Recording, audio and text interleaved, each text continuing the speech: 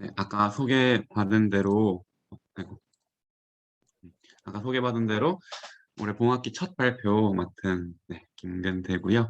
오늘 제가 가져온 주제는 일단은 이제 펑셔널 커넥티비티라는 이제 주제로서 이제 연구가 한창 진행되고 있는데 대개는 이제 fMRI를 통해서 일단은 이 펑셔널 커넥티비티 연구가 좀 진행이 되고 있다면 이 뇌파를 이용해서도 이제 펑셔널 커넥티비티를 연구를 하고 이제 할 수 있다라는 걸 최근에 좀 접하면서 다시 공부를 좀 시작해서 이 깊이는 조금 얕을 수 있어요. 그래서 오늘 다영님께서 와주신 게 너무 감사하고요. 혹시 부족한 부분 있으면 좀 많이 많이 좀 보충해 주셨으면 좋겠습니다.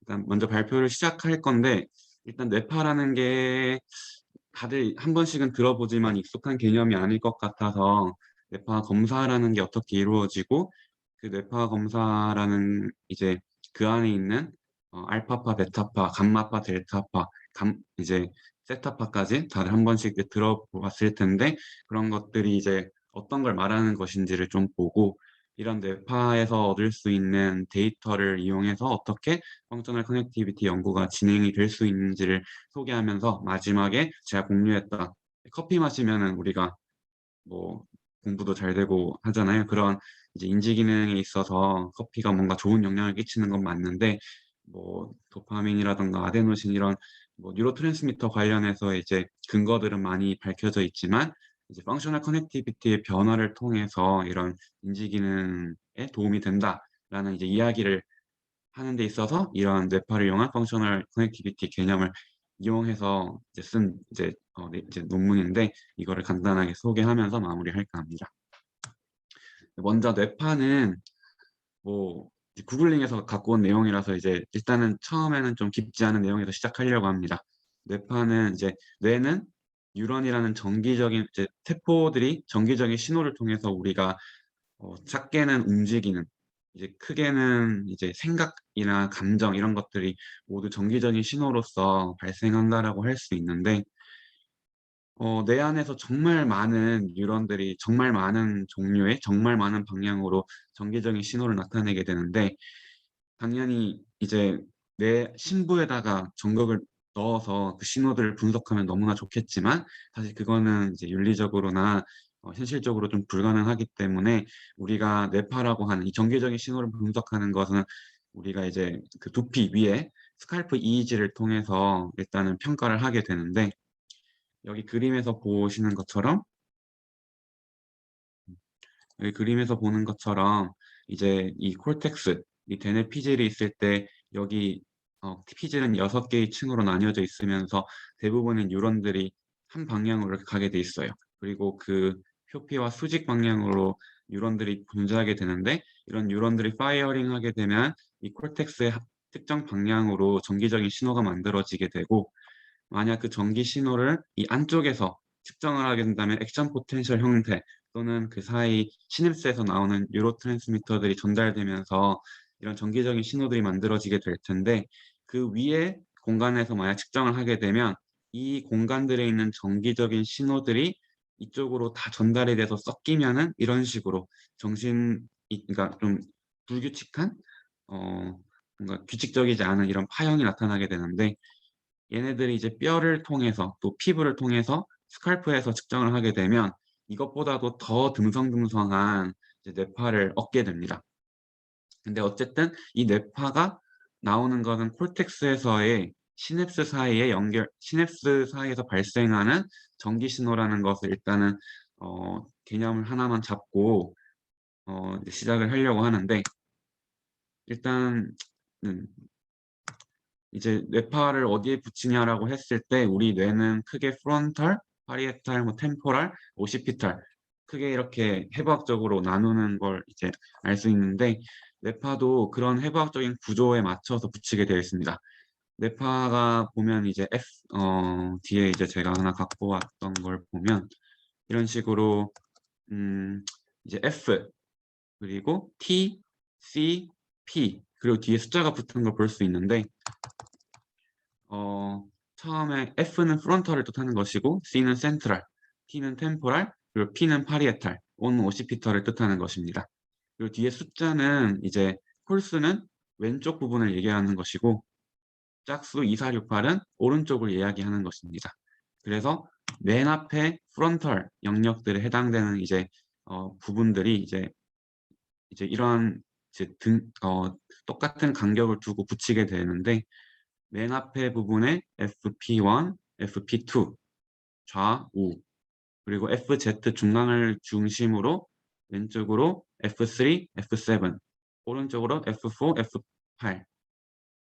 여기서 F5는 왜 없냐라고 할 수 있는데, 아까 뒤에서 보여드린 것처럼 채널들을 더 많이 붙이게 되면 F5가 거기에 존재를 하게 되는 거고, 가장 일반적으로 붙이는 이제 총 19개 붙이는 이 시스템에서는 일단 F3, F7, F4, F5가 존재한다라고 생각하면 되고, 그 뒤에 이제 센트럴 쪽에는 C3, C4가 있게 되고, 이제 여기에 C7과 C8이 있을 것 같은데, 이쪽이 이제 템포럴 부분이 되기 때문에 T7, T8이 되게 되고, 그 뒤에 P3, P7, P4, P8, 뒤에 O1, O2 이렇게 붙이게 되는 거예요.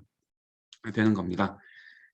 그래서 만약에 이제 64 채널로 만약 붙이게 되면은 이런 식으로 F5도 존재하게 되고 FC5도 존재하게 되는데, 일단 기본적으로 이거는 이제 되게 정밀한 또는 이제 연구나 특정 목적일 때만 이제 붙이게 되고, 일반적인 뇌파는 제가 방금 보여드렸던 이제 19개의 전극으로만 이루어지게 되는데, 이런 전극들 하나를 일렉트로드라고 하는데, 이 일렉트로드, 그러니까 예를 들면 P3 일렉트로드의 이 단면을 살펴보게 되면, 이 일렉트로드 P3가 만약 여기 붙어 있고 여기가 P7 이게 붙어 있다라고 했을 때, 그 밑에 이 대뇌 피질에서 나오는 정기적인 신호 자극이 P3에도 측정이 될 거고 P7에도 측정이 될 것입니다.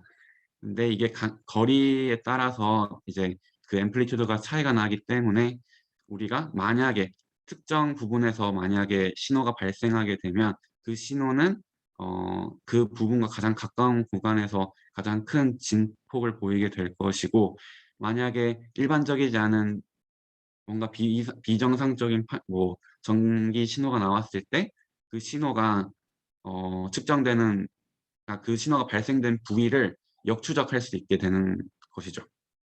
근데 여기서 한 가지 제가 언급하고 싶은 부분은, 뇌 안에서는 정말 수많은 전기 신호가 발생을 하게 되고, 제일 처음에 보여드렸던 슬라이드에서도 보는 바와 같이 여기 안에 정말 많은 전기 신호들이 존재하게 되고, 특정 부분에서 전기 신호를 측정하게 되면 그 많은 부분들이 상쇄가 되면서 사실은 특정 부분에서 어떤 전기 신호가 나왔다라고 할 수 없고, 정말 많은 전기 신호들이 합쳐진 전기 신호를 저희가 측정을 하게 되는 것이라는 것이 이제 포인트인데, 예를 들어서 이제 되게 많은 힘들이 진동을 일으킨다고 했을 때, 그 진동을 저희가 느끼는 건 아니지만 가장 가까운 곳에서 뭔가 우리한테 작용하는 진동만을 느낀다라고 생각한다면, 이제 만약 뇌파에서 특정 신호가 주어진다면 그 전극 일렉트로드랑 가장 가까운 곳에서 뭔가 발생했다라는 정도의 일단 클루만을 얻을 수 있지,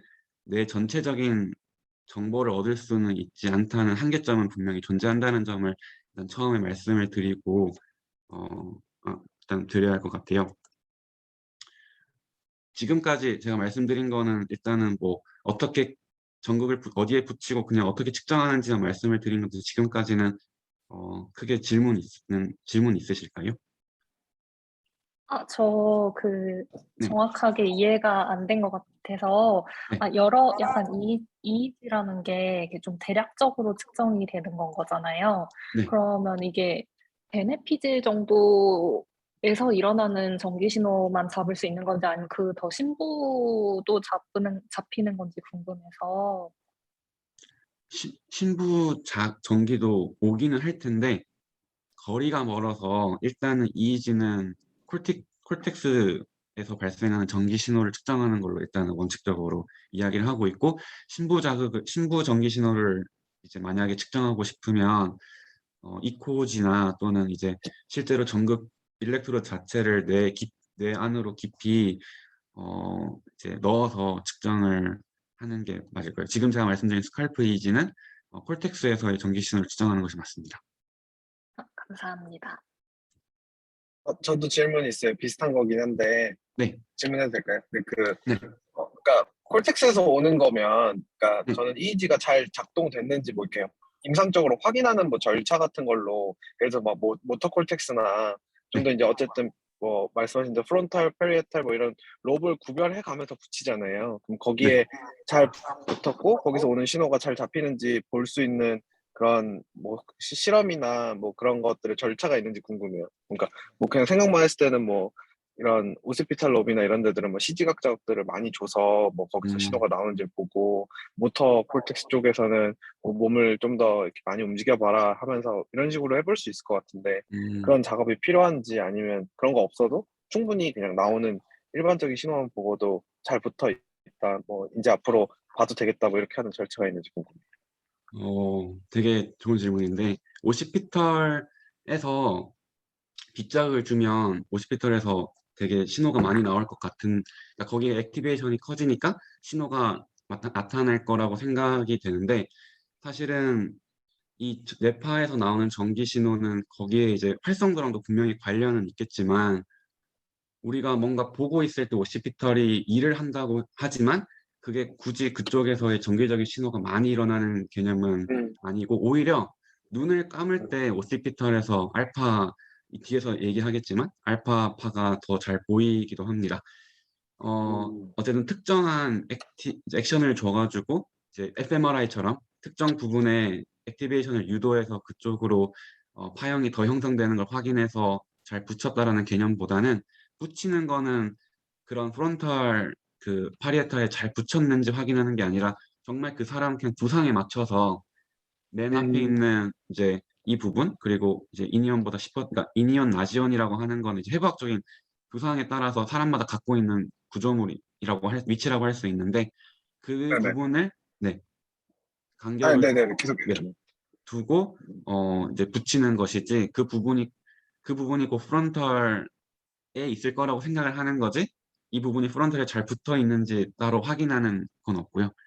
이제 등 간격을 유지해서 붙인다라는 거고, 그리고 마지막에 이제 잘 붙었는지 확인을 하는 거는, 이제 만약에 전극이 잘 안 붙거나 환자가 움직이거나 사람이 움직이거나 하면은 이제 파형이 흔들리겠죠. 이제 그 부분은 이제 못 쓰는 자료가 되거나 또는 이제 뭐 판독할 때 의미를 두지 않고, 이제 파형이 이제 일반적인 파형이 나오면 그 부분을 이제 판독을 하거나 또는 데이터로서 사용할 수 있을 거예요. 뒤에서 보면 이건 봐도 뭔가 이상하다, 또 이건 봐도 뭔가 일반적인 파형이다라고 하는 거는 이제 어, 예시를 보면은 이게 일반 정상 파형이라고 할 수 있는데, 이런 파형에 비해서 어, 약간 이제 이런 파형들, 이거는 이제 움직이면서 이제 흔들리는 거거든요.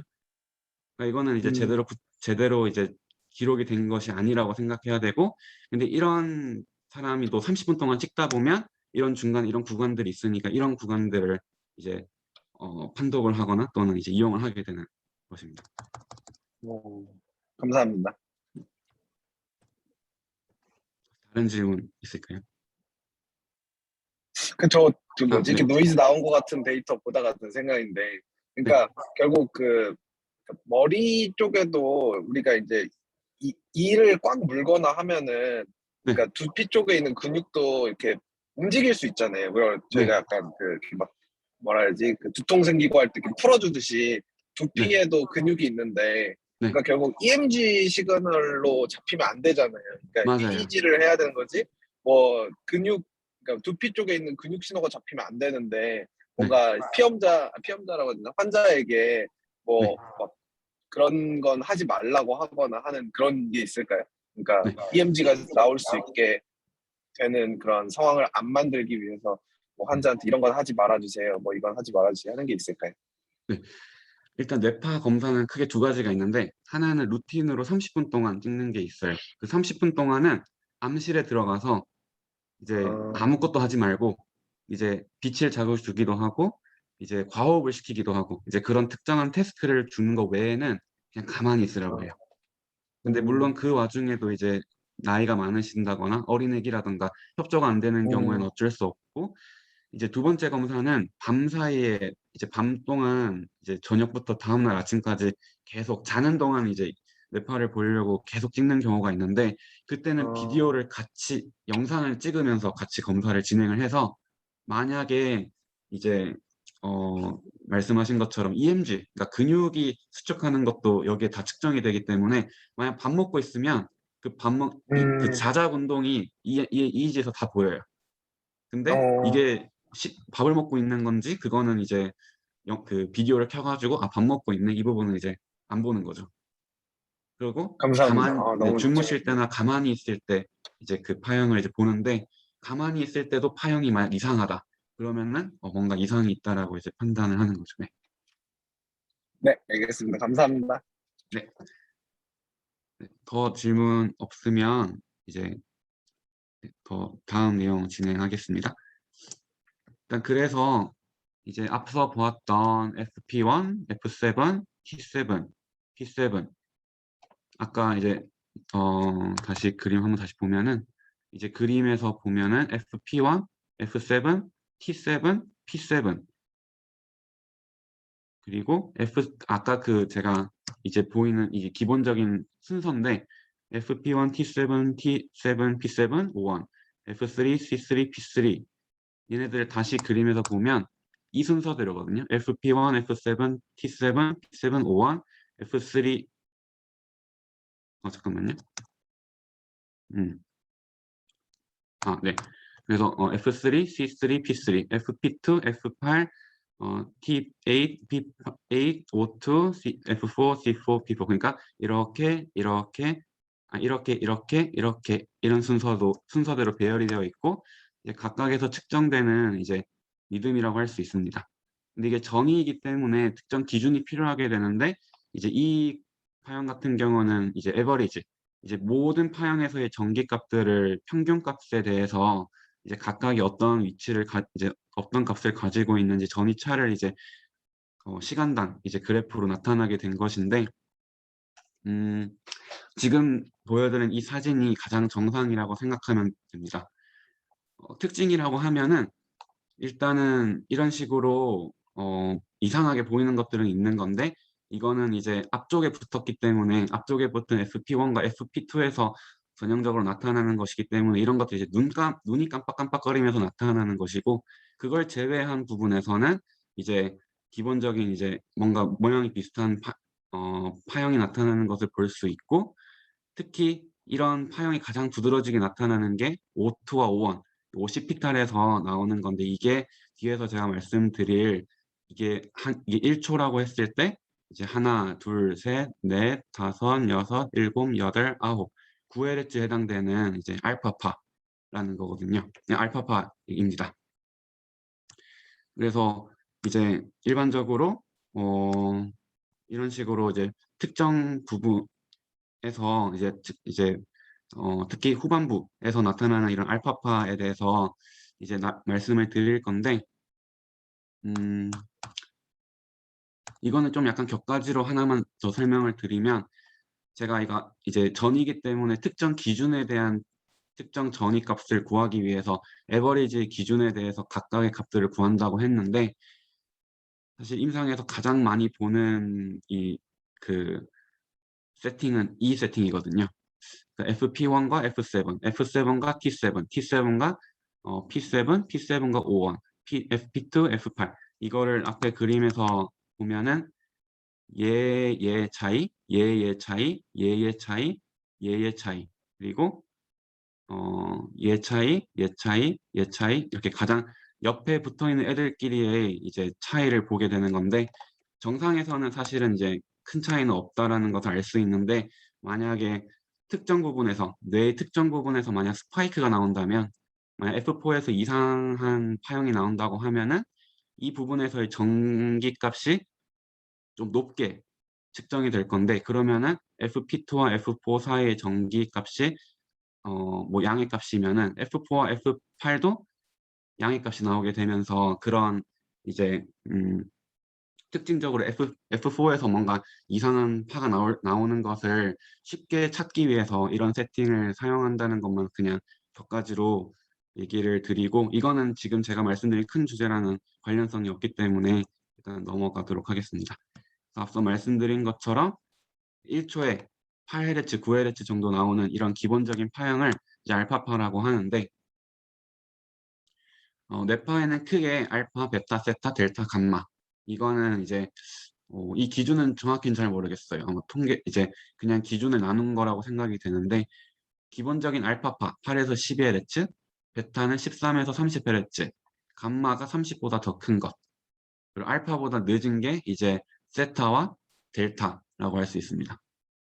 알파파는 가장 이제 이거 지금 보이는 알파파, 베타파 이런 이제 세타, 델타에 대한 내용들은 사실은 이제 과학적으로 완전히 증명된 내용이라기보다는 일반적으로 이제 알려진 내용이라고 보시는 게 맞고, 이 내용이 절대적인 내용이라고 생각은 안 하셨으면 좋겠습니다. 그냥 일반적인 어떤 느낌으로서 이해를 하면 좋겠다라는 걸로서 이제 그 가져온 문구이기 때문에 하나씩 보시면, 알파파는 이제 우리 ability to mentally coordinate, can move quickly and efficiently to accomplish whatever task to do. 그러니까 뭔가 우리가 일을 할 때, 그러니까 일반적으로 집중하고 있을 때 평소에 보이는 파형이라고 생각하면 되고, 여기서 표현을 하기로는 이제 conscious와 subconscious, 의식과 전의식 사이를 연결하는 것이고, 화이트 매터, 우리 뇌의 백질에서 이제 나오는 이제 전기 신호들이 알파 리듬이라고 생각이 되어진다라고 하고, 오시피털에서 가장 전형적으로 보이고, 눈을 감을 때 또는 이제 심호흡할 때 가장 우리가 보통 진정된다라고 하는 그런 상황에서 가장 잘 보인다라고 하는데, 실제로도 눈을 떴을 때 이 알파파가 좀 작아지다가 눈 감으면은 이런 알파파가 커지는 것을 볼 수 있는 것처럼, 우리가 일반적으로 가장 평소에 가장 가라앉았을 때, 흥분하지 않고 가라앉았을 때 좀 보이는 파가 이제 알파파라고 생각을 할 수 있을 것 같고, 베타는 그것보다는 좀 빠르다는 건데, 이 빠르다는 게 뇌가 액티베이션 됐다라는 게 아니라 특정 일렉트로드에서 측정하는 이제 전기 신호가 여러 부위에서의 전기 신호들이 합이다 보니까 많은 부분에서 이제 제각각 전기 신호가 발생하게 되면 걔네들이 합쳐지면서 상쇄가 되게 되고 되게 뾰족뾰족한, 그러니까 이게 막 여러 부분들에서 전기 신호들이 합쳐지다 보니까 뭔가 더 이제 이러한 뾰족뾰족한 여러 부분들이 합쳐지면서 이제 계속 주기성을 좀 보이는 이런 파형이 나타나게 되는데, 그렇기 때문에 프리퀀시는 빨라지고 앰플리튜드는 작아지는 이제 그런 베타파를 볼 수 있습니다. 그렇기 때문에 이제 여기서 표현하는 것처럼 디싱크로나이즈드 액티브 브레인 티슈, 만약에 싱크로나이제이션이 돼서 뇌에서 전기 신호가 나오는데 싱크로나이제이션이 됐다면은 여기서 발생하는 거 저기서 발생하는 게 합쳐지면은 똑같이 그냥 이제 플러스 1과 플러스 1이 합쳐지면 플러스 2가 되니까 특별한 이제 위상이 변하지 않을 텐데, 여기선 플러스 1, 저기선 마이너스 1 합쳐지면 또 0이 되고, 뭐 이렇게 막 이제 디싱크로나이제이션이 되면은 상쇄도 되고 뭔가 이제 프리퀀시도 늘어나는 그런 부분들 약간 이제 생각해 볼 수 있는데, 좀 걱정이 이제 anxious 하거나 좀 집중을 할 때, 그리고 특정한 약물을 먹었을 때, 특히 이제 뭐 수면제라던가 이런 CNS의 영향, 뉴로트랜스미터에 영향을 주는 약을 먹었을 때 보통 이제 나타나는 것으로 이제 이해를 하시면 될 것 같고, 그래서 알파랑 베타는 뭔가 우리가 집중하는 이제 뭔가 의식이라는 가장 관련이 깊다면, 델타와 세타는 그와 반대로 이제 여기서 적혀 있는 것처럼 델타는 잘 때는 정상인 파형입니다. 그러니까 우리가 이제 의식에서 이제 저 무의식의 단계라던가 또는 이제 저 아래로 내려갈 때 가장 싱크로나이제이션이 잘 되어 있기 때문에 앰플리튜드는 크고, 그리고 프리퀀시는 이제 낮고, 그렇게 4Hz보다 낮을 때를 델타라고 하는데, 이런 델타 웨이브가 만약에 자고 있지 않은 사람한테서 보인다고 하면 그거는 사실은 이제 정상이 아니라고 하는 거고, 이제 만약에 정상인 사람들도 나이가 많은 사람에게서는 이제 아까 오시피탈 쪽, 그러니까 뒤쪽 부분에서 이런 뭐 이렇게 알파파가 나오다가 중간에 갑자기 이런 식으로 큰 지금 보면은 2초에 한 1일 그 1주기, 그러니까 0.5Hz 정도 되는 델타파를 볼 수 있는데, 여기서 델타파라고 해가지고 알파파처럼 이렇게 모양이 규칙적으로 나오는 게 물론 여기도 지금 짜글짜글하게 섞여 있지만 이런 전반적인 싱크로나이제이션 된 이 파형을 말씀을 드리는 거거든요. 이런 델타파가 이렇게 한 번씩 나오는 거는 우리도 가끔씩 멍 때리는 걸 생각하면은 크게 이상하다고 생각을 안 해도 되는데, 이런 식으로 협조가 안 되는 사람한테서 나오는 중간에 나오는 파를 보면은 전반적으로 알파파가 어떻게 1초에 안에서 파를 세도 사실 팔은 가긴 힘들고, 세타라던가 또는 이제 크게 보면은 하나, 둘, 셋, 넷, 다섯, 여섯, 그러니까 2초 동안 한 6에서 7Hz 나오는, 그러니까 6에서 7번 진동이 있는 이제 델타파를, 이제 전반적인 델타파를 볼 수 있는데, 자고 있지 않은 사람에게서 이런 파형이 보인다는 것은 뭔가 몸에 이상이 있어서 뇌가 기능이 제대로 일어나지 않고 있는 사람이라고 이제 말을 할 수 있는 것이고, 보통 우리가 수면 단계에서 깊은 잠을 자고 있을 때 나오는 것이 델타파라고 생각할 수 있고, 말씀드린 것처럼 자고 있지 않은 경우에는 비정상이다 라고 할 수 있겠고, 앰플리튜드는 크고 그리고 프리퀀시는 적은 그런 델타파형이라고 할 수 있겠습니다. 아까 말씀드린 것처럼 뭔가 집중하고 집중을 하려면 알파, 베타가 나타나는 거에 비해서 델타가 나오면은 이제 집중을 못하는 상태라는 것을 시사하게 되고, 세타는 사실은 임상적으로는 델타까진 안 간 이제 집중을 하지 못하는 상태 정도로 생각을 하고 있는데, 일단은 일반적인 이제 글 문구에서는 이런 메디테이션, 서브컨시어스 마인드와 관련된 파라고 일단 얘기를 하고 있는데, 이 부분은 사실은 저도 정확히 맞다라고 말씀드리기는 좀 쉽진 않은 것 같습니다.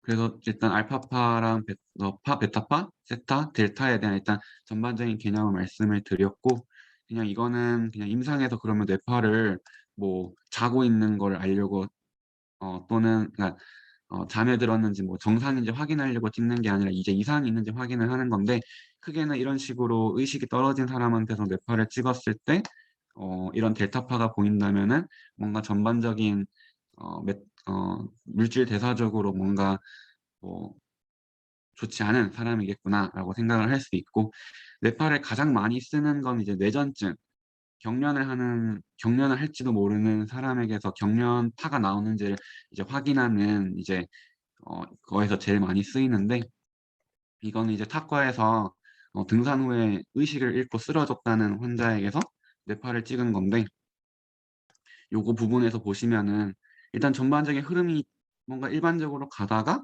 뭔가 약간 이제 델타파 잘 나오다가 뭔가 델타파처럼 앰플리튜드가 커지는 그 부분에서 이제 여기서 이제 이 두 개가 충돌하는 부분을 만날 수 있는데, 이게 여기는 이제 음의 값이고 여긴 양의 값이라는 이제 충돌하는 이 부분을 저희가 페이스 리버설이라고 하는데, 제가 아까 앞서 말씀드렸던 임상에서 가장 많이 보는 세팅은 F8, T8, T8, P8이라고 했을 때, F8, T8, P8 이렇게 했을 때 F8 빼기 T8이 음수, T8 빼기 P8이 양수. 이 말은 T8에서 뭔가 되게 큰 전이가 있다는 말이고, 이거를 이제 에버리지에 맞춰서 세팅을 다시 바꿔보면은 T8에서 가장 큰 앰플리튜드가 이 스파이크가 나오고 있다라는 것이고, 이런 스파이크가 이제 에필랩시라는 이런 뇌전증 환자에게서 나타나는 이제 비정형 파가 되고, 이런 것들이 발견이 되면 나중에 컨디션이 안 좋거나 잠을 못 자거나 뭐 술 먹거나 했을 때 이제 시저, 경련을 할 수 있기 때문에 경련 예방약, 이런 것들, 이런 비정상적인 정기적인 신호를 가라앉히는 약들을 이제 쓰게 된다라고 아마 일단 소개를 드릴 수 있을 것 같습니다. 저 질문이 있는데요. 네, 그 여러 가지 파들 소개해 주셨는데, 네, 그러니까 그 몇 가지 말씀해 주신 것 같긴 한데, 그러니까 저는 이제 바이올로지 공부한 사람으로서는 바이올로지컬한 오리진이 되게 궁금하거든요. 네, 그러니까 어려울 것 같긴 한데, 그러니까 왜 각각의 파들이 생기고, 그러니까 그 감마가 뭐 예를 들어서 정말 그 로컬한 인터뉴런들의 액티비티, 정말 그 로컬하게 뉴런들이 제잘거리는 거 그러면 막 30Hz 넘게 나오고 이런 거는 이해가 가는데 뭐 예를 들어서 몇 헤르츠로 액티비티가 나오는 게 어떤 바이올로지컬 프로세스에 해당하는가 음. 그게 저도 늘 궁금했거든요. 혹시 그거에 네. 대한 그 있을까요? 저도 진짜 그 특정 부분에서 특정 주기를 가진 파가 나와서 그게 내 파에서 측정되는 거라면 이제 예를 들면 심장 리듬이라고 치면 심전도로 치면 심장에서도 특정 이제 전위를 만들어내는 부분이 있어서 그 부분이 이제 박동을 띠면은 그 신호가 이제 심장을 수축시키면서 그거를 심전도로 측정을 하고 그 모양은 되게 주기적이잖아요. SA 네. 노드라고 하는 전기 신호를 만들어내는 게 뇌에도 있으면 얼마나 좋을까? 그래서 얘기를 이제 막 그러니까 사실 관심 가지고 찾아봐도 일단은 특정 그런 이제 제너레이터가 한 부분이 존재하는 건 아닌 것 같고 다만 이제 이코지 같은 이제 신부 전극을 줘 가지고 거기에서 이제 측정을 하는 걸 보면은 분명히 제너레이터들은 존재를 하는 것 같고 대표적인 게 이제 살라무스에서 세타에서 델타의 약간 느린 이제 좀 천천히 이런 박동 제너레이터들이 만들어지고 이제 걔네들이 살라모 코르티커 릴레이로 인해서 이제 아마 퍼지는 걸로 생각이 되고 그러면은 이제 시작은 살라무스였지만 이제 모든 콜텍스에서 그 신호를 받아서 이제 액티베이션이 될 텐데 그 과정에서 이제 또 바로 가는 애들도 있을 거고 좀 돌아서 가는 애들도 있다 보니까 이게 섞이면서 이제 뭐 알파, 베타, 세타 이런 식으로 이제 나올 것 같은데 우리 심장 박동 60회 일정하게 나오는 것처럼 이제 일정하지 않은 이유거나 또는 이런 4에서 8 또는 8에서 12 이런 구간을 정해 놓는 거는 아마 이런 이제 여러 부분들이 이제 혼합되면서 만들어지는 이제 복잡한 파형 때문일 것 같고 아마 현우님께서 질문한 부분들이 이제 알파파는 그럼 어디서 나오는 거고 베타파는 어디서 나오는 거고 약간 이런 1대1 대응이 있으면 이제 좀 약간 더 약간 연구하는데 좀 편하고 그럴 것 같은데 제가 아까 말씀드린 내용처럼 이 구간이라고 하는 것을 그러니까 구간이라는 구간으로서 알파, 베타 이걸 정의한 게 아마 그런 제너레이터에서 나오는 게 아닌 얘네들의 시작은 그렇게 했을지라도 측정하는 과정은 이제 여러 개가 합쳐진 과정이다 보니 이제 그런 부분들이 있을 것 같아요. 근데 제가 찾아본 바에 따르면은 살라무스 그리고 아까 알파파도 그 써놓은 거 보면 여기도 보면 alpha rhythms are reported to be derived from the white matter of the brain. 그러니까 화이트 매터에서도 뭔가 제네레이트 이제 전기 신호가 뭔가 만들어지는 부분도 분명히 존재는 하는 것 같고 이거는 사실은 마음 같아서는 진짜 모든 뇌 부위에다가 신부 자극으로 전기 신호를 측정하면서 측정해보는 약간 뭔가 데이터가 있으면은 밝혀지지 않을까 싶은데 지금 상황에서는 일단은 그거에 대한 대답은 좀 쉽지 않을 것 같습니다. 감사합니다.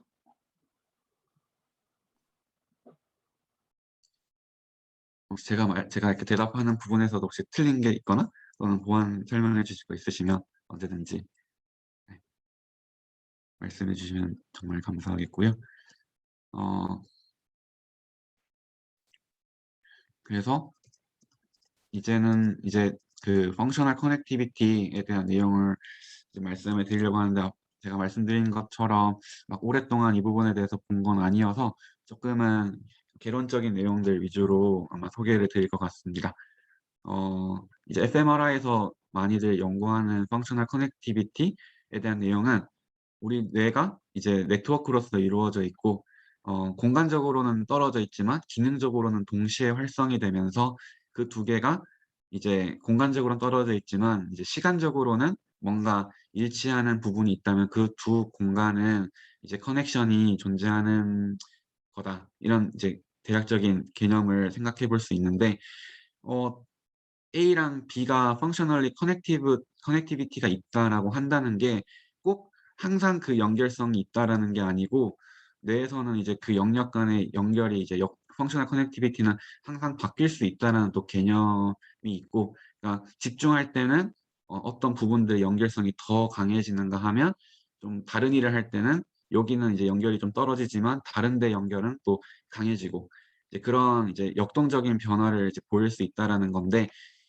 이거를 이제 fMRI로서 이제 그 펑셔널 커넥티비티를 구하는 거는 펑셔널 커넥티비티라는 거는 이제 코릴레이션 밸류라고 하는 이 값으로서 정의가 되는데 특정 A 구역과 B 구역의 코릴레이션 밸류가 1이다. 그러면은 그 두 구간은 되게 강하게 연결된 것이고 0이다 하면은 그 두 개는 전혀 이제 관련이 없다라고 할 수 있는데 fMRI도 이제 영상을 찍는데 이제 특정 주기별로 이제 사진을 탁탁탁 찍을 때 그 뇌 특정 부분에서 이제 액티베이션 되는 정도 골드 시그널을 이제 측정을 하게 되는데 이 특정 부분을 일단 기준점으로 삼아 이 기준점이라고 하는 걸 시드 복셀이라고 하는데 이런 기준점을 삼아서 이 부분이 이제 시간에 따라서 액티베이션 잠깐 떨었다가 액티베이션 이런 이제 주기를 보인다고 했을 때 다른 부분 중에서 다른 부분 기준 예를 들면 다른 복셀에서 이제 이런 식으로 액티베이션이 된다 했을 때 얘네 둘이를 이제 시간적으로 맞춰 보면은 되게 동시에 액티베이션 되는 것을 볼 수 있는데 이제 이런 경우에는 이 두 구간의 펑셔널 커넥티비티가 좀 이제 강하다 이렇게 얘기를 할 수 있고 만약에 얘로서 복셀 Y 같은 경우는 이런 식으로 만약에 활성을 띠고 있다 하면은 이 그 복셀 시드 복셀과 복셀 Y는 비교적 코릴레이션 밸류가 낮다고 할 수 있겠고 이 코릴레이션 밸류라고 하는 거는 이제 수학적으로서 이제 계산이 되는 값이고 계산이 되는 값이기 때문에 이거는 사실 이제 제가 말씀드린 개념으로서 이제 이해를 하고 이 계산이 되는 그 방식은 매트랩이나 이런 프로그램으로서 일단은 지금 계산을 하고 있어서 자세한 이 값이 어떻게 만들어지는지는 제가 다음에 기회 되면 조금 설명을 드리고 지금은 제가 좀 아직 이해를 하지 못한 부분이어서 일단 넘어가도록 하겠습니다. 그래서 이런 펑셔널 커넥티비티에 대한 연구가 이제 진행이 되면서 여러 사람들마다 여러 상황에 대해서 특히 이제 특정 상황이라고 하면은 이제 레스팅 스테이트 아무것도 하지 말고 그냥 이제 대신 자는 것도 아닌 그냥 가만히 멍 때리고 있는 상태를 지시하고 fMRI를 이제 진행을 했을 때 이런 식으로 활성화되는 부분들이 이제 존재를 하게 되고 그런 부분들을 이제 레스팅 스테이트에서의 펑셔널 커넥티비티가 서로 조금 약간 펑셔널 커넥티비티를 좀 보이는 구간들이라고 이제 제시를 한 부분인데 그 중에 한 부분이 이제 디폴트 모드 네트워크라고 하는 부분이 이제 여기 프리큐니어스, 미디얼 프론탈, 그리고 인페리얼 파리에탈, 그리고 미디얼 템포럴 에리아를 템포럴 로브를 얘기하는 이 부분들이 우리가 아무 생각도 안 하고 멍하게 있을 때 오히려 얘네들이 동시에 활성화돼서 레스팅 스테이트 때 상태 또 반대로 얘네들이 동시에 이제 같이 활성을 띠는 것으로 얘네들 사이에 이제 펑셔널 커넥티비티를 이제 확인함으로써 이제 이 영역이 이제 그런 상태에서 가장 중요한 기능을 하는 부분이다 라고 얘기를 하는 이제 개념인데 제가 지금까지 이 펑셔널 커넥티비티에 대해서 혹시 조금 질문이나 조금 이야기를 나눠볼 부분이 있을까요?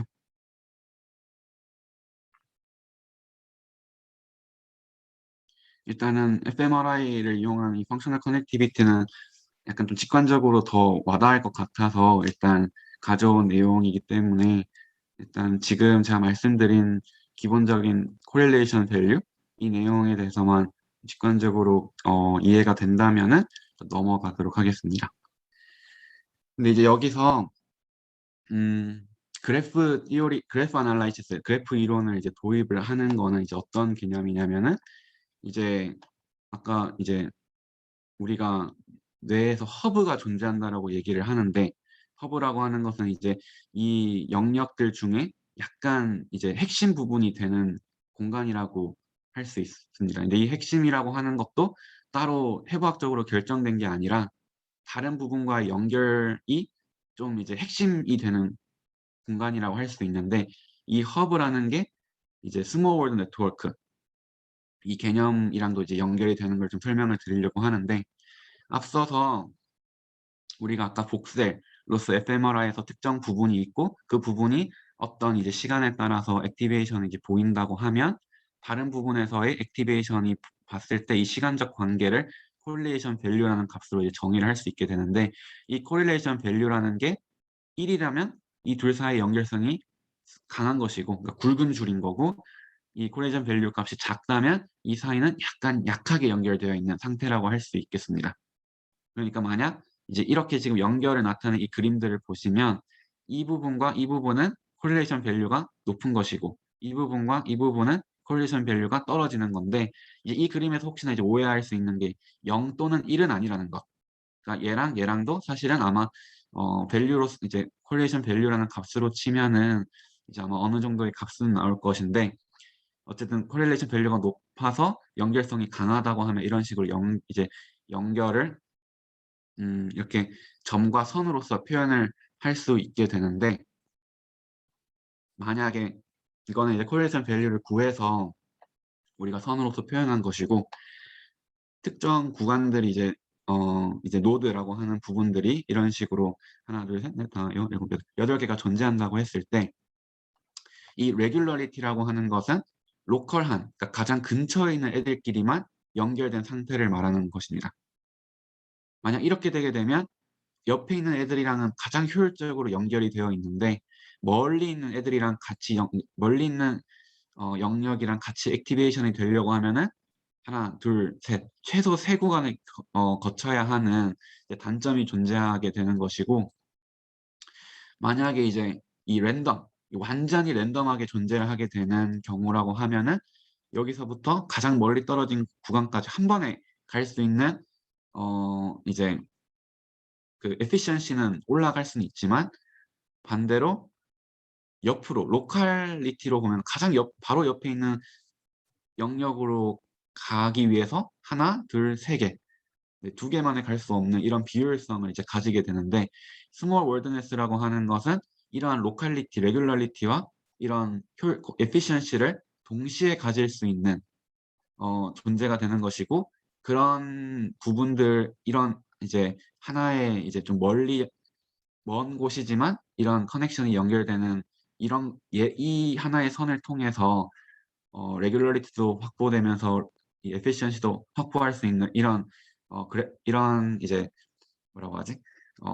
점과 선으로서의 하나의 이제 그래프가 만들어지게 되는데 이제 이런 구간들이 이제 대표적인 허브로서의 기능을 할 수 있는 거죠. 그러니까 여기는 지금 대표적으로 9개 정도로 이 점으로만 그려져 있는데 사실은 되게 많은 뇌의 영역들이 이제 이러한 그림으로써 서로의 연결성을 확보하고 있다라고 생각을 할 수 있겠습니다. 그래서 만약에 평소에 뭐 그냥 가만히 있을 때 이런 상태였는데 뭔가 조작을 해가지고 이런 식으로 뭔가 그 연결성이 바뀌었다 하면은 뇌가 좀 효율적인 네트워크로 변했다라고 할 수 있고 반대로 우리가 잠을 못 자면 집중을 못 하게 되는데 잠을 못 자는 사람에게서 펑셔널 커넥티비티를 해봤더니 이런 이제 스몰 월드네스라는 뭐 것도 하나의 이제 값으로서 표현할 수 있는데 그런 값이 떨어졌다. 그러면은 잠을 못 잔 사람이 뇌의 펑셔널 커넥티비티의 효율성이 떨어졌기 때문에 우리가 집중을 못 한다. 약간 이런 식으로 약간 이제 스토리가 만들어질 수 있는 그러니까 이제 그런 스토리를 이제 이야기를 하는 것입니다. 그래서 이제 그 fMRI와 이제 펑셔널 커넥티비티 그리고 그 펑셔널 커넥티비티에 대해서 그래프 애널라이시스까지 도입한 내용을 이제 전반적인 이제 내용을 얘기하는 건데, 그러니까 그 그래프 애널라이시스라고 하는 게 뭐 스몰 월드네스는 이제 그 그래프 애널라이시스의 하나의 값일 뿐이고 로컬 커넥티브니스도 당연히 좋으면 좋은 거고 글로벌 커뮤니케이션, 그러니까 아까 말했던 에피션시도 좋으면 좋은 거고 그러면서도 그 구역별로도 이제 포텐셜 허브가 되는 이런 영역들 그리고 특정 허브가 다른 영역들과 연결이 많이 될수록 또 어떻게 보면 또 좋은 것이고 그런가 하면은 이제 서브 네트워크를 가지고 있는 것도 또 어떻게 보면 또 효율적인 걸 수 있는데 이런 것들을 다 이제 값으로서 이제 계산할 수 있는데 이것도 이제 우리가 특정한 그래프를 이제 점과 선 또는 그 선에 대한 해당하는 correlation value라는 값을 제시를 하면은 그 그래프에 대해서 이런 값들을 매트랩이라는 이런 프로그램이 또 계산을 해주는데,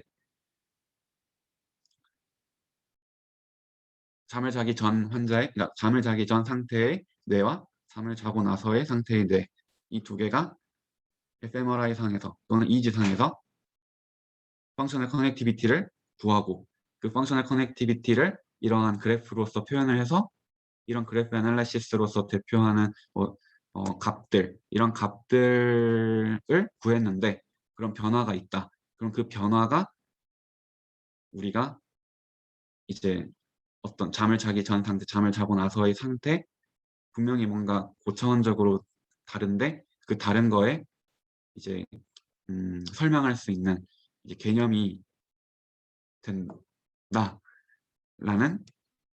것을 일단은 소개하는 것입니다. 여기까지 혹시 한번 여기까지 얘기 드렸는데 좀 약간 이야기 나누고 싶은 또는 질문 있으시면. 저 그 질문이 있는데요. 네. 지금 말씀하신 그래프 이론이랑 혹시 그 디폴트 보드 네트워크나 이런 fMRI에서 말하는 그 브레인 네트워크들하고 상관성 이런 것도 혹시 말씀해 주실 게 있을까요? 다시 한 번만 더 질문. 그러니까 그 지금 그래프 이론으로 분석하는 거를 EEG에 적용한 사례는 제가 많이 봤거든요. 네. 그러니까 EEG 각 그 일렉트로드 전극 사이에 신호들의 뭐 코릴레이션 재서 연결성 보고 이제 그거는 많이 봤는데, 그러니까 뭐 있을 것 같은데 그 fMRI에서 이제 뭐 디폴트 모드 네트워크 있고 무슨 저도 이름 잘 모르는데 셀리언스 네트워크 뭐 이런 거 있고 뭐 그 이런 그 여러 가지 그 레스팅 스테이트 네트워크라고 되어 있죠. 요것들이 있잖아요. 네. 그러니까 요것들이 약간 그러니까 어떤 그 이것과 그래프 이론과의 관계가 있을까? 아니면 혹은 얘네들이 모두 모여서 어떻게 노드를 형성하고 있는 게 우리 뇌인 건가? 그러니까 그래프를 형성하고 있는 게 우리 뇌인 건가? 음, 이제 요거를 설명 주시고 그 다음에 그래프 이론을 말씀하신 이유가 궁금해가지고. 아, 어, 그러니까 사실은 이제 그래프 이론이라고 하는 거는 사실 이제 하나의 수단으로서 말씀을 저는 이해를 했는데, 무슨 말이냐면 우리가 이제 특정 상태에서 fMRI든 EEG든 이제 이제 검사를 해서 뇌 상태라는 그 데이터를 뽑을 거잖아요.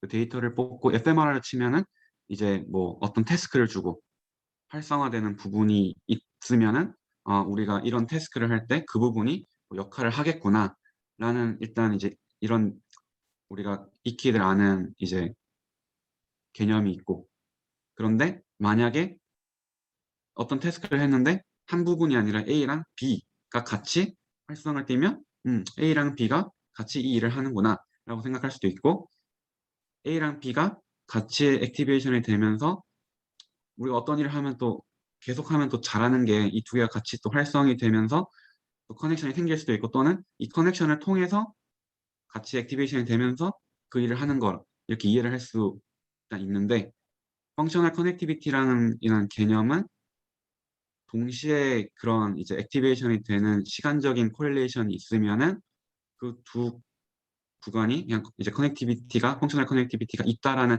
그냥 약간 사실인 것이고, 그래프 아날라이시스는 두 구간만 볼 게 아니라 액티베이션이 뭐 이제 사실은 특정 부분이 많이 액티베이션 되는 부분도 있겠지만 다른 부분들도 분명히 액티베이션은 되는데 타임 코릴레이션이 좀 다를 수 있겠고, 걔네들끼리도 아마 이제 뭐 확 이제 액티베이션 되는 부분이랑 다르게 이렇게 약간 작게 액티베이션 되는 부분들끼리도 이제 커넥션들이 있을 건데, 레스팅 스테이트에서 만약에 이제 이 두 개의 커넥션이 없던 상태에서 어떤 일을 하면서 이 커넥션이 만들어지면 뭐 그 커넥션이 그 일과 관련이 있다라는 이제 얘기를 하고 그러니까 그런 얘기랑은 이제 동떨어져서 더 많은 이야기를 하고 싶어서, 더 많이 하고 싶어서 이제 그래프 이론을 하나의 이제 개념을 가져온 것인데, 실제로 우리 뇌가 뭐 그래프 이론에 있어서 더 효율적인 방향으로 가는 게 좋다라는 이제 개념은 아니지만, 적어도 이런 커넥티비티라는 것들이 A에서 B로 변했을 때, 그래프 이론의 분석을 했을 때 더 효율적인 방향으로, 또는 효율성은 좀 포기하더라도 로컬 부분, 그러니까 특정 부분끼리의 연결성이 강화된 상태로 뭔가 변화가 됐다면은, 어떠한 일을 하거나 어떠한 상태로 변했을 때 내가 그러한 네트워크적인 변화를 통해서 그런 일을 수행하는 이제 상태로 변한다 라고 설명을 하기 위해 하나의 개념으로서 그래프 이론을 가져온 것입니다.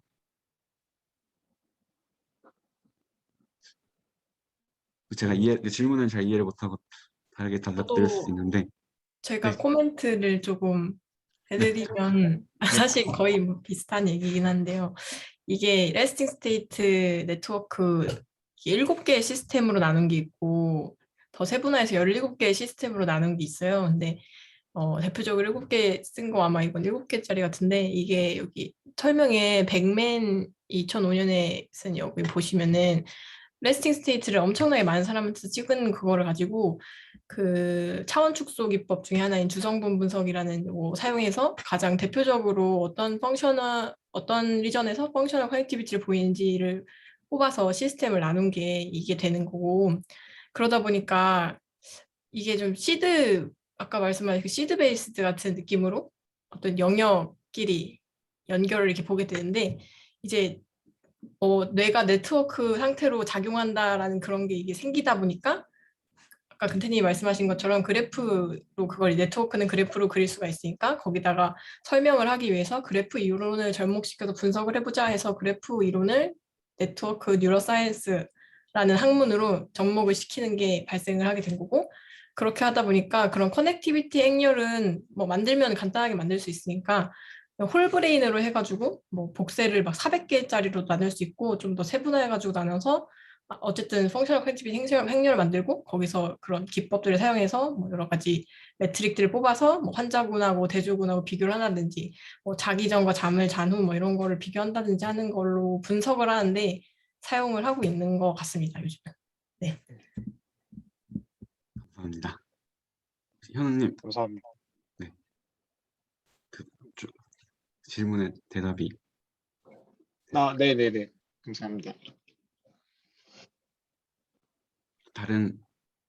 다음 내용으로 넘어가기 전에 혹시 다른 질문 사항이 없으면, 네. 제가 공유해드렸던 논문 이 내용인데, 이 논문 자체는 되게 뭐 간단한 세팅이고, 20명의 그냥 건강한 젊은 사람들에 대해서 이제 뇌파를 찍고, 대신 뇌파를 찍을 때 레스팅 스테이트에서 한번 찍고, 그러니까 뇌파는 레스팅 스테이트에서만 이제 진행을 하게 되고, 이제 첫 번째, 두 번째 커피를 마시기 전후로 해서 이제 인지기능 검사를 해서 이 검사들 결과들을 보는데, 일단 기본적으로 검사를 한 거는 이제 TMT 파트 B 테스트랑 그리고 디지스펜 테스트 두 가지를 이제 그냥 대표적으로 했는데, TMT 파트 B 테스트라고 하는 거는 우리가 이제 그냥 1, 2, 3, 4, 5, 6 이렇게 있을 때 이제 그 검사자 보고 이제 이런 식으로 순서대로 연결을 하는 게 파트 A가 되겠고,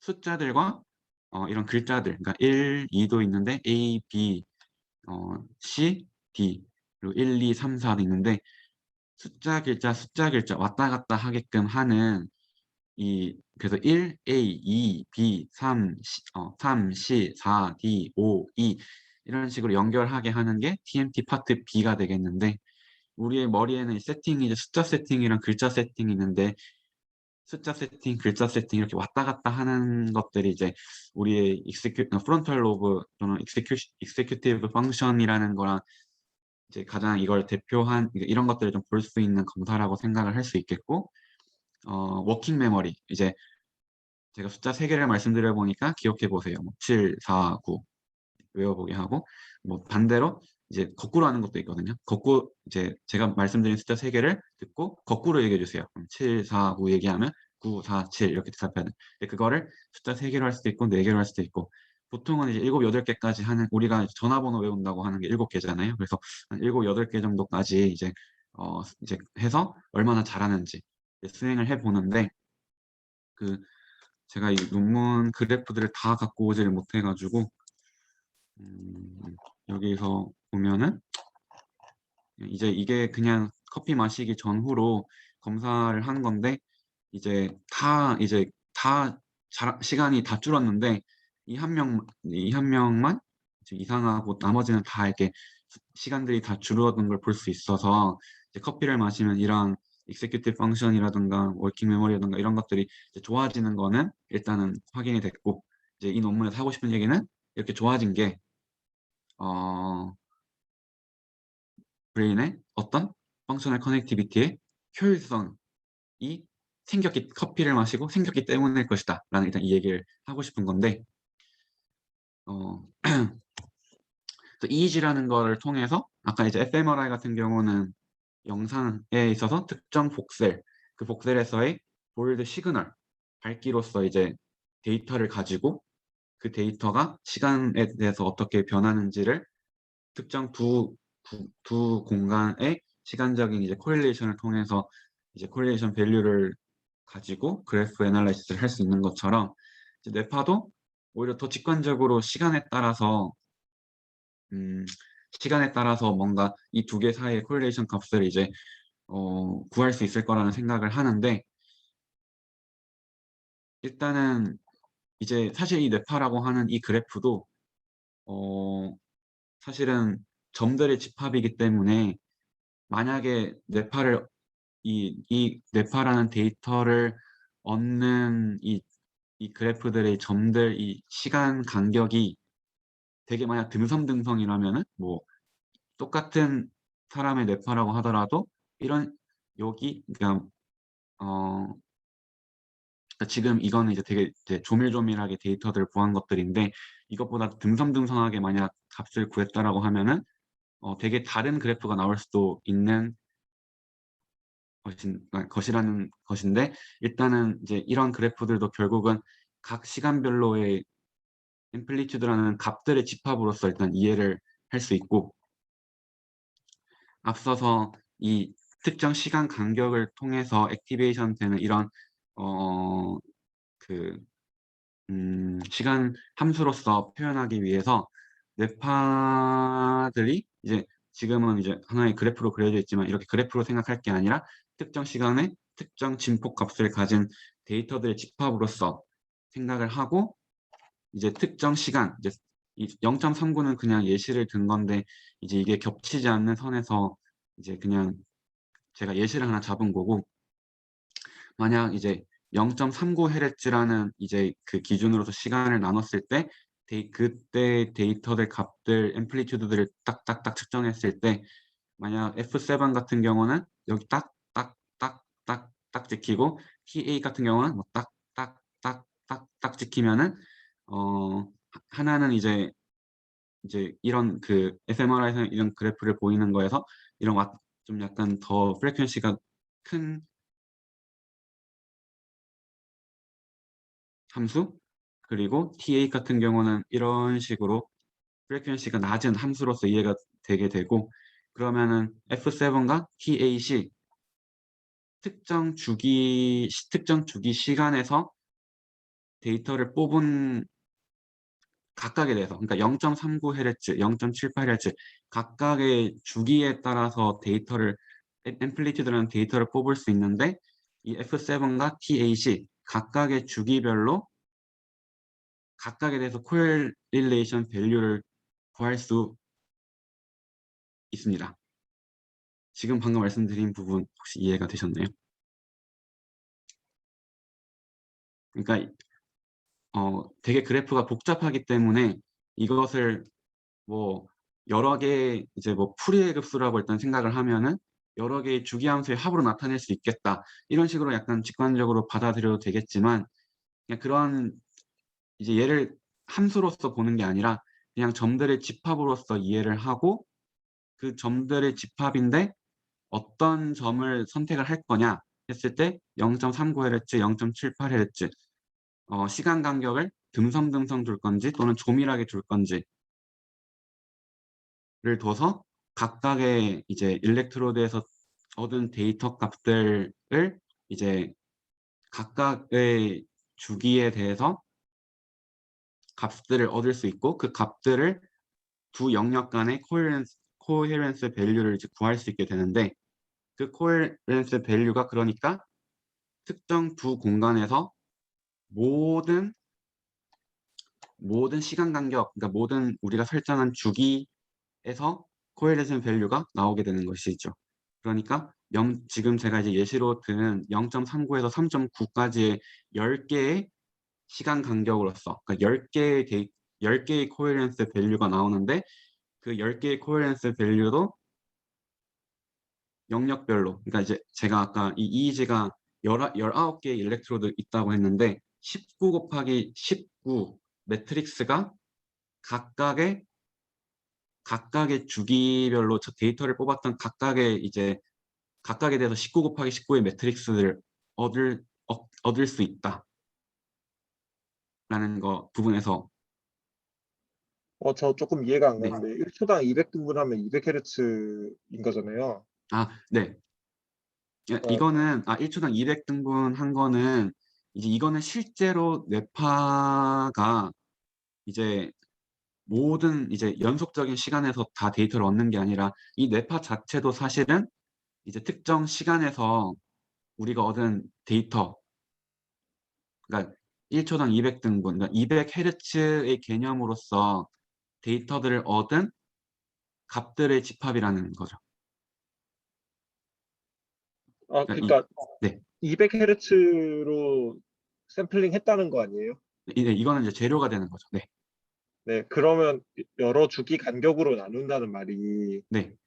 그러니까 이거를 주파수 그 도메인 영역으로 옮겨서 그러니까 푸리에 트랜스폼을 하고 지금 각 그 주파수의 앰플리튜드를 가지고 뭔가를 하는 건가요? 음, 그러니까 주기 간격으로 나눈다는 게 그러니까 네. 뭐 예를 들어 3.9Hz 성분의 양을 뭐 본다든지 뭐 그런 건가요? 주기 간격으로 네. 나눈다는 게 무슨 말인지 모르겠어요.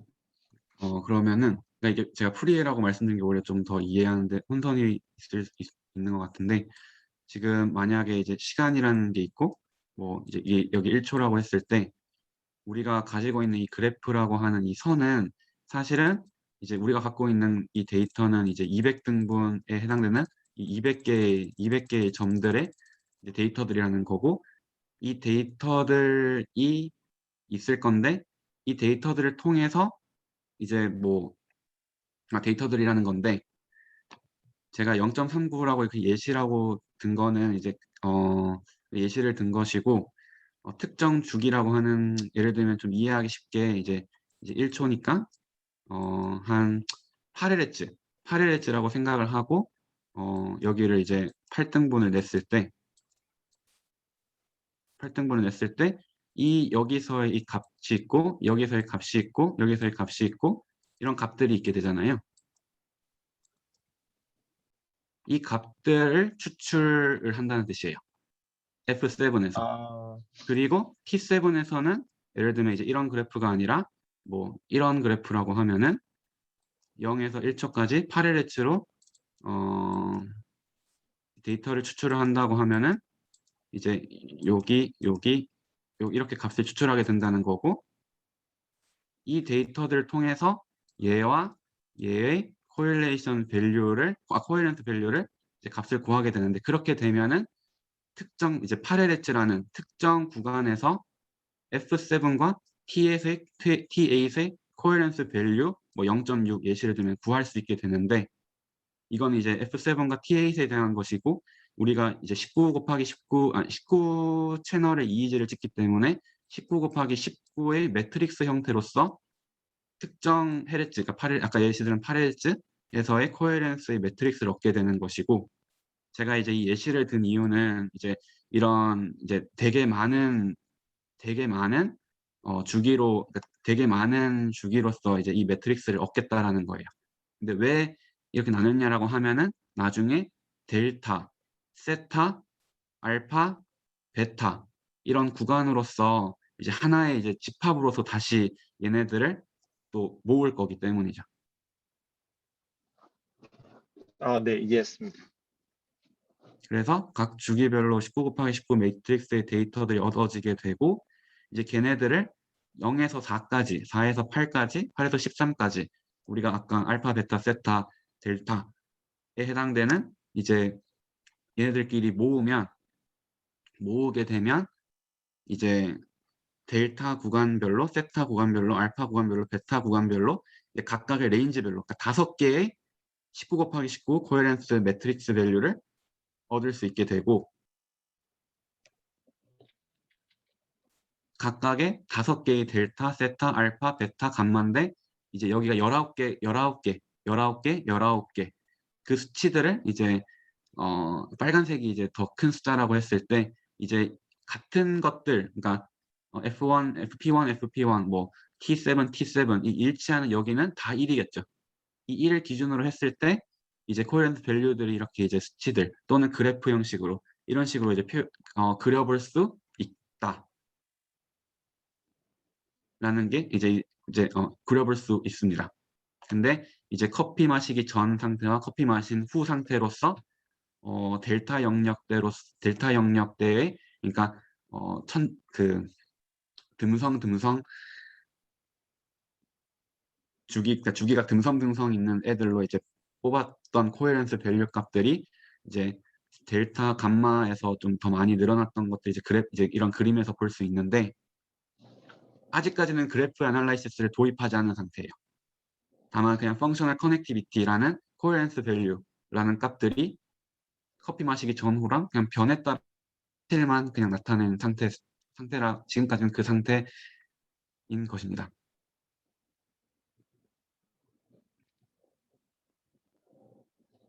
혹시 네. 좀 특징적인 그 발견 사항이 있을까요? 이 안에서. 그러니까 사실은 커피를 마시면 어떻게 된다. 네. 근데 이게 종합적으로 사실 이게 막 데이터들을 어쨌든 이제 분석하는 거다 보니까 막 실험 논문처럼 어떤 가설이 있고 뭐 이게 맞다 이런 느낌보다는 이렇게 해봤더니 이러한 유의미한 데이터들이 있고, 이제 이런 유의미한 데이터들을 통해서 프론토 파리에타 센트럴 네트워크가 활성이 됐다. 약간 이런 식으로 얘기를 하고, 이제 이게 아마 커피를 마셔서 된 것일 것이고, 커피를 마시고 우리가 트레일 메이킹 테스트라던가 DJ 스팬 이런 입셈 했을 때 분명히 커피를 마시기 전후로서의 이런 우리가 태스크를 했을 때 능력치 향상이 있는데, 이 능력치 향상이 뉴로 트랜스미터 이런 개념이 아니라 브레인 네트워크적인 개념으로서 효율적인 네트워크로 변하면서 이제 그러한 이제 능력치가 오르는 거다라고 사실 설명을 하는 전체적인 논문이고, 막 파인딩이 있는 건 아니에요. 이게 어쨌든 데이터로서 연구를 하는 거기 때문에 이제 카우설리티, 아무튼 원인과 뭔가 어떤 결과에 대한 원인 분석이라는 개념보다는 약간 상관관계로서의 이제 변화를 찾고, 이 변화 때문에 이런 게 일어나는 것이 아닌가라는 약간의 조금은 발견이라고 말할 거는 조금 약하긴 한 것 같거든요. 아, 그거는 제가 네. 이해했는데 아, 그 예를 들어서 지금 감마 10 most increase 보면 뭔가 저 지금 너무 작아서 잘 안 보이는데 그 저게 오인지가 그 지금 맨 오른쪽 아래 그래프에서요. 네. 그 10 most increase 보면 9시 방향에서 초록색 줄기가 뻗어 나오잖아요. 이거요? 네. 예. 아, 네. 걔 뭐죠? 그러니까 이거가 아마 뭐죠? 지금 저 글자가 안 보여요. 이제 이게 FP1 이제 각각의 일렉트로드들을 네. 그러니까 예, 9시 이거는 방향에 있는 애가 뭐죠? 9시 방향 오원. 5원인 것 같습니다. 네. 아, 5원이요? 네. 5원이 왜 저렇게 감마가 다 늘어났는지. 그러니까 그런 게 뭔가 시사하는 게 있는지.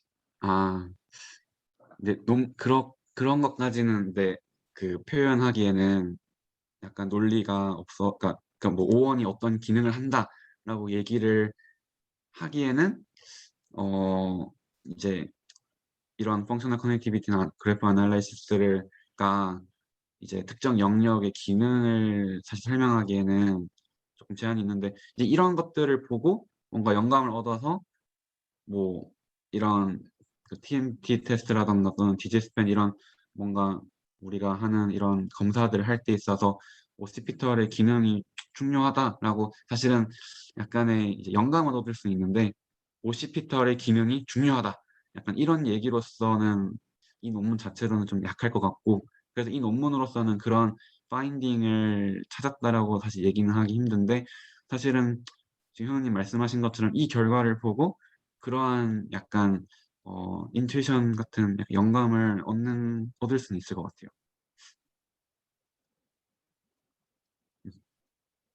네.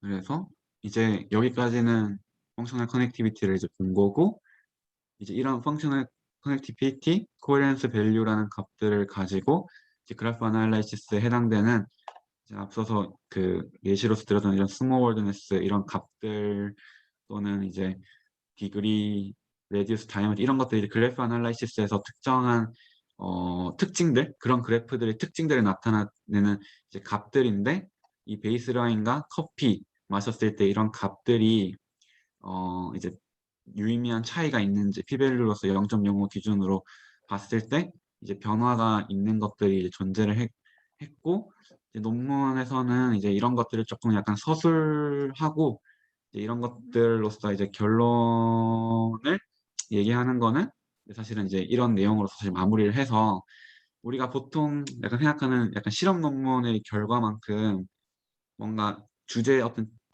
집중하고 그거에 대한 근거들을 막 실험으로서 보이는 이런 건 아니라서 조금은 결과가 좀 실망스러울 수는 있는데 이제 이런 연구 데이터들을 이용한 이제 드라이랩에서의 사실 어쨌든 연구의 한 모델 방법론을 일단은 소개를 하는 부분이었고요. 이 논문에서 어쨌든 결론으로서 이제 제시하는 거는 프론탈, 센트럴, 파리에탈 커넥티비티가 향상됨으로써 TMTB 그 B 테스트의 이제 기능이 올랐다. 그런데 실제로 디지스펜 테스트랑 이 펑셔널 커넥티비티랑은 사실 유의미한 관계를 이제 발견하지 못했는데 그건 아마도 이런 이제 TMTB 아까 1A, 2B 이런 왔다 갔다 하는 거는 프론털 익세큐티브 펑션이 약간 콜텍스에 좀 영향을 많이 받는가 하면 이런 워킹 메모리 어텐션 같은 경우는 콜텍스가 아니라 약간 서브 콜텍스의 시스템으로 이랑도 좀 관련이 있는데 이의지는 그걸 아마 반영하지 못하기 때문이 아닐까라고 디스커션을 좀 표현을 하고 있고 글로벌 네트워크의 체인지는 있지만 리전 스페시픽한 체인지가 보이지 않는 것은 아무래도 이제 커피가 뭐 특정 영역보다는 이제 뇌 전체적으로 영향을 끼치기 때문이 아닐까 이런 디스커션들을 일단은 이 논문에서는 일단 디스커션으로서 제시를 하고 있고요. 이 내용을 사실 알려드리고자 했다기보다는 되게 단순한 커피 마시고 이런 인지기능 검사들의 이제 수행이 좀 늘어났는데 이제 이런 것들을 사실은 어떻게 뭐 증명할 것인가라고 했을 때 좀 막막한데 이런 네트워크적인 개념으로서 뭔가 논리를 좀 보이는 과정이 조금 최근에 좀 접하면서 흥미롭고 좀 이 학회에서 공유해보고자 준비한 내용은 여기까지입니다.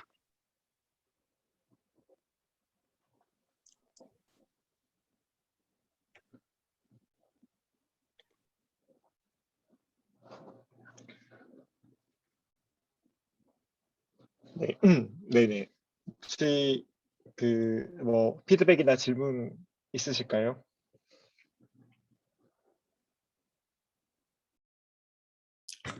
저는 그 주로 펑셔널 MRI 가지고 펑셔널 커넥티비티를 하는 거를 했어서 가지고 사실 EEG를 잘 몰랐었는데 최근에 이제 연구실에서 EEG 실험하는 거를 좀 도와드리다가 관심이 생겨가지고 최근에 좀 봐가지고 여기서 이제 스펙트럼 알파 베타 그 감마 델타 그거에 따라서 보는 게 EEG는 사실 좀 주로 많이 보잖아요. 그래서 그런 부분이 되게 좀 이해가 안 됐었는데 펑셔널 커넥티비티를 그 스펙트럼별로 구하는 그 부분을 오늘 처음 알게 된 것 같아요, 제대로. 계속 그냥 그런 게 있다는 것만 이해하고 넘어갔었는데 어떻게 구하는지 좀 이해를 해서 유익한 시간이었습니다. 그래서 좀 피드백을 드리자면 최근에 공부한 것 중에 그 EEG는 템포럴 레졸루션이 되게 좋고 fMRI는 스페셜 레졸루션이 좋기 때문에 두 개를 같이 사용해가지고 하자. 그 분석하면서 각각의 장점을 살려서 멀티 모달리티를 통합시켜보자. 뭐 그런 연구가 좀 최근에 됐었나 봐요. 그래가지고, 그래서, 근데 그런 연구도 보면은 통합을 한다고 하는데 사실 그게 쉽진 않고, 그럴 경우에는 fMRI를 찍으면서 EEG를 동시에 찍는 방법을 사용할 수 있고 아니면 그냥 따로 찍고 데이터만 이렇게 퓨전하는 걸 할 수가 있는데 사실 후자의 경우는 그렇게 막 많은 통합을 함으로써 굳이 얻을 수 있는 이익이 별로 없고 동시에 찍는 게 그나마 좀 괜찮은데 사실 그거는 그 자기장 때문에 굉장히 신호가 방해받아가지고 되게 테크닉적으로도 어려운데 찍으면은 이제 알파 그 신호의 강도가 아까 그 펑셔널 커넥티비티에서 DMN 시스템이랑 DAN 도잘 어텐션 네트워크 그 시스템 두 개가 이제 하나는 멍 때릴 때 나오는 거고 DAN은 행동할 때 주로 활성화되는 시스템이다 보니까 두 개의 안티 코릴레이션이랑 알파의 파워가 코릴레이션이 있다 뭐 그런 연구가 있더라고요. 그래가지고 근데 사실 생각해보면은 뭔가 여기서 보여주신 것처럼 그런 알파 스펙트럼에 따른 펑셔널 커넥티비티를 구해가지고 그 펑셔널 커넥티비티 자체랑 그 fMRI에서 구한 펑셔널 커넥티비티 자체랑 코릴레이션을 봤으면은 더 좋았을 것 같은데 제가 읽은 논문은 그 EEG 신호는 그냥 앰플리튜드 값을 가지고 하고 fMRI는 펑셔널 커넥티비티 값을 가지고 코릴레이션을 봐가지고 이런 식으로 해서 한번 분석을 해보면 재밌겠다는 생각을 했습니다. 그래서 한번 공부를 좀 더 해봐야겠네요. 네. 그러니까 이지가 네. 히림님 다음에 뵙겠습니다.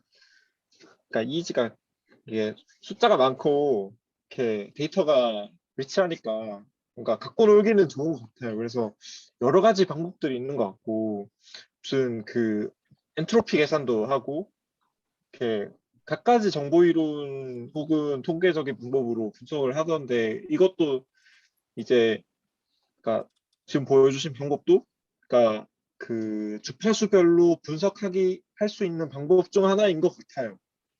네.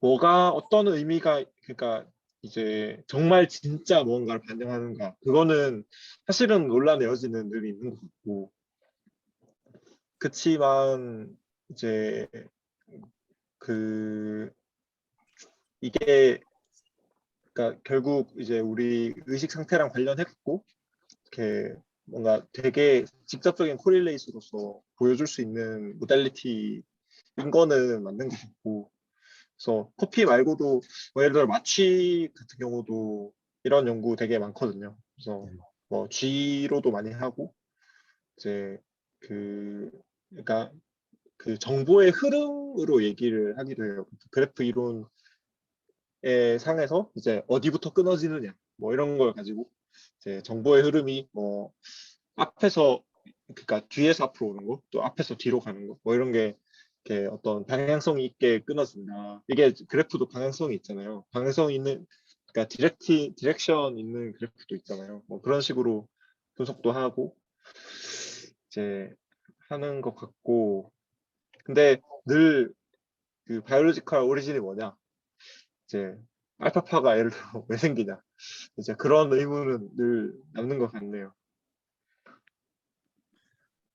연구를 계속 하면서 언젠가는 좀 그런 게 밝혀지면 되게 좀 큰 센세이션은 될 것 같은 느낌은 드는데 그만큼 좀 너무 복잡하다 보니까 그게 언제 이루어질지는.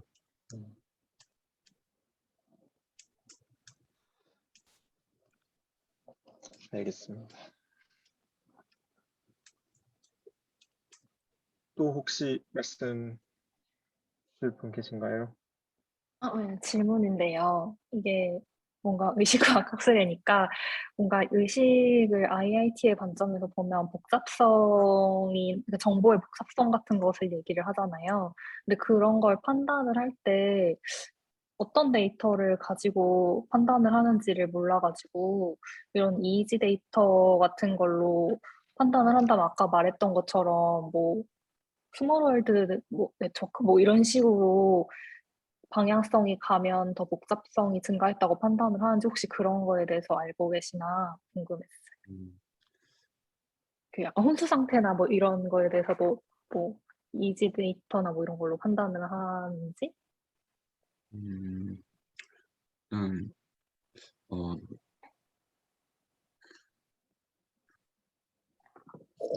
어, IIT가 그 펑셔널 커넥티비티가 역동적이라는 약간 그런 개념에서 IIT가 조금 생각나기는 했었는데 제가 그 IIT에 대해서 좀 공부를 해보지는 제대로 해보지는 못해서 그 아마 관련성은 조금 더 찾아봐야 될 것 같고요.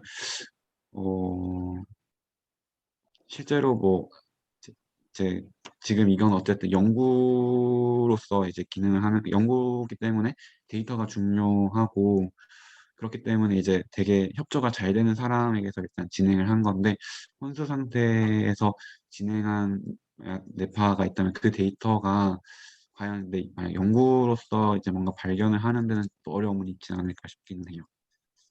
그래서 일단 소연님께서 말씀해 주셨던 질문에 대해서는 제가 잘 모르서 그런 걸 수도 있는 게 제일 큰데 일단은 아직 그런 거는 없는 것 같습니다.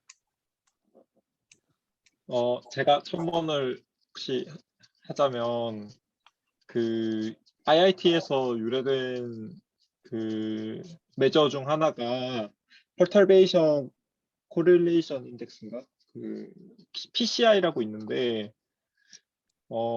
들어보셨을 수도 있는데 그 TMS나 TDCS 같이 그 뇌 전기 자기적 자극하고 그게 주변으로 얼마나 퍼져가는지를 EEG나 아니면 MEG로 재고 그게 의식적인 뇌에서 퍼져나가는 양상이랑 이제 무의식적인 뇌에서 퍼져나가는 양상이 다른 걸 가지고 뭐 그래프 이론하고도 접목이 되겠죠. 그러니까 이렇게 그 정보가 어떻게 정보라고 하면 그렇지만 어떻게 그 어떤 펄터베이션 된 게 뇌에서 어떻게 전파되느냐 그 복잡성을 가지고 이제 의식 상태를 진단하거나 하는 데 쓰는 걸로 알고 있고 네, 그게 IIT하고 직접적 연관이 있는 걸로 알고 있는데 어떻게 있는지는 저도 잘 모르겠습니다. 근데 거기서 유래됐다고 알고 있어요.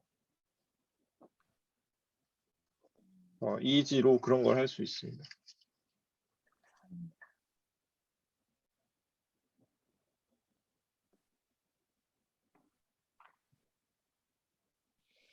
감사합니다.